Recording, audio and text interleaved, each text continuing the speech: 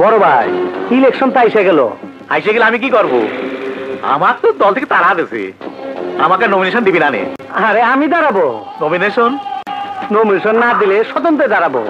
না দাঁড়াইলে 10-12 জন ক্যান্ডিডেটে কম পক্ষে 80-90 লক্ষ টাকা চাঁদা দিতে হইব। নিজে যদি দাঁড়ায় যায় তাইলে কেউ তো চাঁদা চাইতে পারবো না। টাকা পয়সা অত খরচ হইব না, বাতিজা আছে, ভাই আছে। জি আঙ্কেল, 5 লাখ টাকা দিবেন, চিটাগাং যাবো, লেটেস্ট মাল নিয়ে আসবো, ইলেকশন চাপা। তাইলে বড় ভাই অনুমতি দিলেন তাইলে আমারে?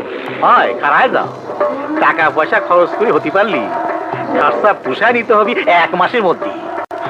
বাবা তোর দূরে যাইতে হবে না, এই ইলেকশনের নামে যেই চান্দা কালেকশন হবে খরচ কইরাও 20 লাখ টাকা পাইতে যাবে। আমি খুঁজে বেড়াইতেছি।